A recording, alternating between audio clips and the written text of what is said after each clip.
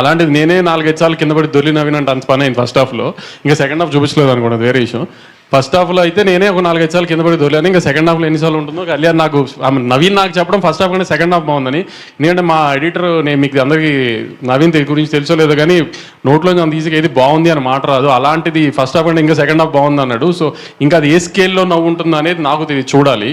So I hope it will be very big than Mad and Tillu Square అండి. అది all the best.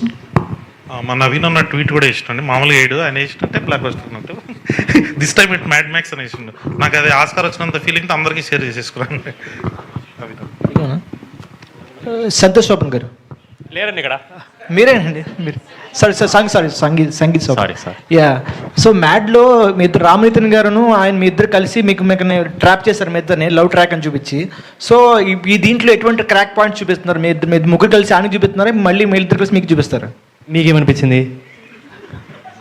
జనరల్గా అంచనాగా మీకేమనిపించింది అడుగుదామని.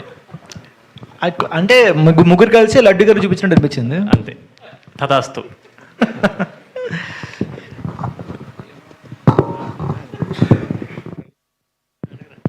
వంశీ గారు, ఇప్పుడు మ్యాడ్ ప్లస్ టిల్లు స్క్వేర్ రెండు కూడా బ్లాక్ బస్టర్ కదా.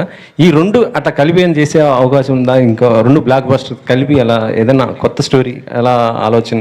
ఏమో టిల్లు క్యూబ్కి కళ్యాణ్ డైరెక్టర్ కాబట్టి వీళ్ళు ముగ్గురిని టిల్లు క్యూబ్లో తీసుకొస్తున్నాడా లేదా ఏంటనేది ఇంకా మీరు కళ్యాణ్ అడగారు.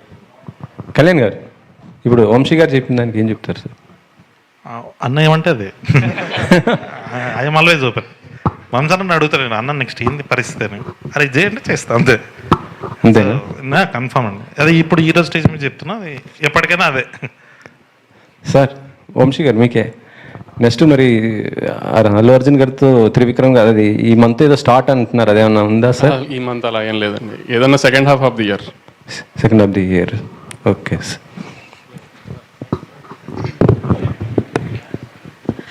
రామ్ నితిన్ గారు, సో ఫస్ట్ అంటే మ్యాడ్ 1లో మీ క్యారెక్టర్కి ఒక పర్టికులర్ ఇంటెన్స్ ఉంది. సో దీంట్లో మీరు ఎంతవరకు ఎంటర్టైనర్గా ఉండబోతున్నారు? అండ్ ఈసారి డీడీని ఆడుకోబోతున్నారా, లేదు అంటే ఇంకైనా స్పెషల్గా మీకంటూ ఒక స్పెషల్ రోల్ ఏమైనా ఉందండి? డెఫినెట్లీ ఉంటుందండి. కానీ లాస్ట్ టైంలో లాగా మొత్తం ఓన్లీ అమ్మాయిల సైడే కాకుండా ఈసారి నేను కూడా కొంచెం